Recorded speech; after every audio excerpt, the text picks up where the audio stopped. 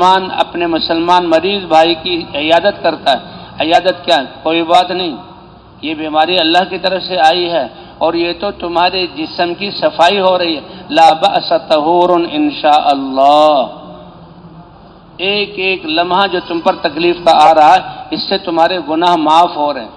اس لیے کیوں پریشان ہوتے ہو؟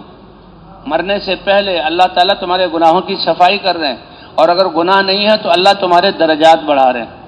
اس لیے علماء فرماتے ہیں اللہ تعالیٰ ایک انسان کو جنت کے بڑے درجات دینا چاہتے ہیں، لیکن وہ عام کام کر رہا ہے، بڑے درجات پر آتا نہیں، تو اللہ تعالیٰ بیماری اور پریشانی کی صورت میں اس پر حالات بھیج دیتے ہیں۔ یہ ایمان والا ہے، بیماری پر صبر کرتا ہے، پریشانی پر صبر کرتا ہے، تو اس کے صبر کی وجہ سے اللہ ان اونچے درجات پر اس کو پہنچا دیتے ہیں۔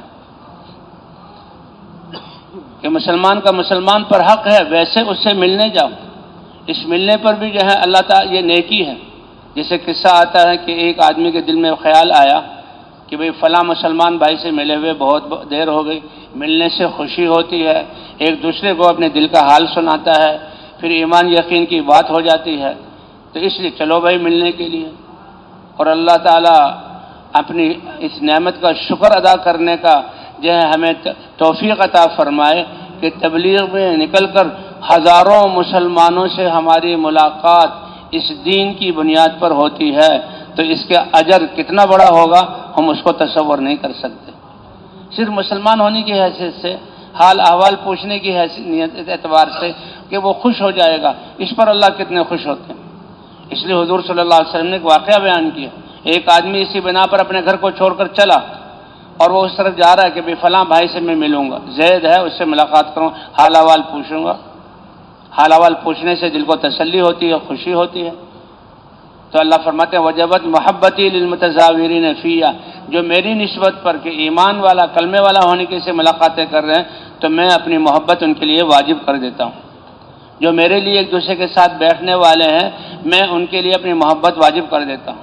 وجبت محبتی للمتحابین فیہ وللمتزاورین فیہ وللمتبادلین، لین دین کرتے ہیں میری جو ہے محبت کی وجہ سے۔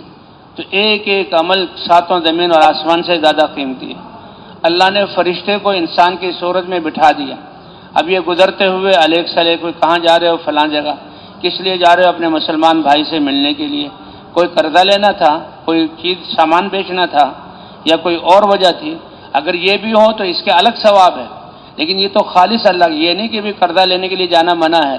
اور جو ہے اس سے سودا کرنے کے لیے جانا منع ہے، اس کا وہ الگ باب ہے، وہ الگ چیپٹر ہے، اس کا ثواب الگ ہے۔ یہ تو خالص اللہ، تو فرما اللہ کی نہ کوئی جو ہے وہ قرضہ لینا ہے نہ کوئی اور وجہ ہے، میرا مسلمان بھائی ہے، تو فرما سن لو میں اللہ کا فرشتہ ہوں اور تمہیں یہ خوشخبری سنانے آیا ہوں کہ وہ تمہارے جسم کی پاکیزگی جس کے ذریعے تم جنت میں داخل ہو گئے، تو اس قدم اٹھانے پر اللہ نے تمہیں پاک کر دیا، طبتا، اور تمہارا یہ عمل بھی پاکیزہ کہ پاکیزہ اعمال کی وجہ سے جنت میں داخل ہو گئے، تمہارا چلنا بھی جو ہے یہ پاکیزہ ہے، اور چند قدم اٹھانے کی وجہ سے اللہ نے جنت میں تمہارے لیے ایک جنت کا محل تیار کر دیا۔ تو بھئی یہ زندگی کا سرمایہ بہت قیمتی ہے، اور زندگی کا سرمایہ قیمتی بنتا ہے اس کی بنیاد ایمان جو اللہ نے ہمیں عطا فرمایا ہے، لا الہ الا اللہ، اور اس ایمان کے بعد یہ اعمال ہے آخرت کا سرمایہ، اور اس سرمایہ کے بعد اللہ تعالیٰ نے تو ہمیں حضرت محمد صلی اللہ علیہ وسلم کی امت میں پیدا فرما کر اللہ تعالیٰ نے ساری انسانیت، اب 7 ارب انسانیت جو ہمارے زمانے میں موجود ہے اور قیامت تک آنے والے انسان، ان سب کی ذمہ داری کو اپنے اوپر سمجھ کر اور ان کی رہبری کے لیے اپنے آپ کو تقوی والا بنا کر اپنے جان و مال کو لگانا کتنا بڑا عمل ہے، اس کو ہم تصور نہیں کر سکتے۔ میں ملک کا بادشاہ ہوں،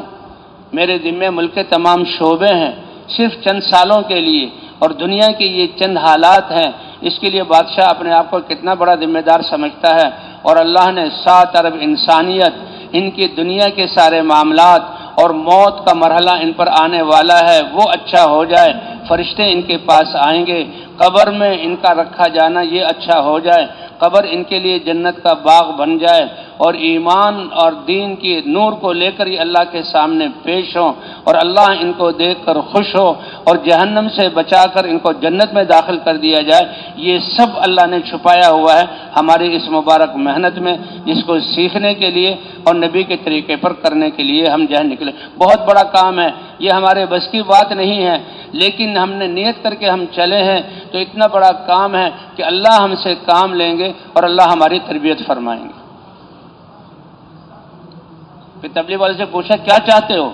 کہ بھئی سارے انسانوں کی ہمدردی، خیر خواہی، سارے انسانوں کا اچھا بن جانا، تقوی والا ہو جانا، ان کی دنیاوی زندگی کی بھی بن جائے۔ کہتے جب اس دنیا پر بسنے والے ایمان اور اعمال والے ہوں گے، یہ زمین زلزلوں سے محفوظ ہوگی، پھٹنے سے محفوظ ہوگی، سونامیوں سے محفوظ ہوگی، بے وقت بارشوں کے آ کر تباہی پھیلانے سے، سیلابوں سے محفوظ ہوگی، اور قحط اور بھوکا مرنے سے محفوظ ہوگی، اور آپس میں لڑائی اور جنگیں، خون ریزی اور بارود کو برسانا، ان سب سے محفوظ ہوگی جب اللہ کا دین اس پر موجود ہوگا۔ یعنی دنیا اور آخرت کی ساری خیریں اللہ تعالیٰ نے اس مبارک محنت میں رکھی ہیں، جو اللہ نے ہمیں صرف لا الہ الا اللہ کی وجہ سے مرحمت فرمائی ہے، جو اللہ تعالیٰ نبیوں کو دیا کرتے تھے، اور نبی اس دعوت کو لے کر آتے تھے اور ان کی دعوت سے باطل ٹوٹتا تھا۔ یہ بگاڑ آ گیا، فساد آ گیا، تو بھائی اللہ نے اس کا علاج بھی رکھا ہے۔ کوئی بیماری ایسی نہیں کہ جس کے لیے اللہ نے علاج نہ، سوائے موت کے، اور موت تو کوئی انسان کا کوئی نقصان والی بات نہیں ہے۔ موت اسے کہتے ہیں انتقال ہو گیا، یعنی جو دنیا عارضی ٹھکانہ تھا، اس سے حقیقی ٹھکانے آخرت کی طرف انتقال ہو گیا، اس لیے موت کو انتقال کہا جاتا ہے۔ اور یہ ہر ایک کو آنی، کل نفس ذائقۃ الموت، موت کا مزہ ہر ایک نے چکھنا ہے، لیکن کیا ہے وَإِنَّمَا تُوَفَّوْنَ أُجُورَكُمْ يَوْمَ الْقِيَامَةِ، لیکن ایمان اعمال والوں، دعوت کی محنت والوں، خوش ہو جاؤ اور جو ہے اپنے آپ کو سعادت مند سمجھو کہ تمہارے دل کی نیات اور جذبات سے لے کر سارے اعضاء کی حرکت سے لے کر اور پوری زندگی کے اعمال کا اللہ تعالیٰ پورا بدلہ عطا فرمائیں گے۔ انما توفون اجورکم یوم القیامہ، کوئی کمی نہیں ہوگی۔ ان اللہ لا یظلم مثقال ذرۃ، یہ جو سورج نکلے گا ابھی اور روشنی سے ذرات ہمیں نظر آئیں گے، اس کے برابر بھی اللہ کسی کے حق کو دبائیں گے نہیں، یا کسی کی گناہ کسی دوسرے پر نہیں ڈالیں گے۔ ان اللہ لا یظلم مثقال ذرۃ، تو بھئی اللہ نے ہمیں انسان بنا کر ایمان دے کر حضور صلی اللہ علیہ وسلم کی امت میں پیدا فرمایا اور یہ مبارک دین مرحمت فرمایا۔ یہ دین ہے، اس کی آخرت کی تیاری کے لیے ہم آئے ہیں۔ اس لیے حضور صلی اللہ علیہ وسلم نے فرمایا،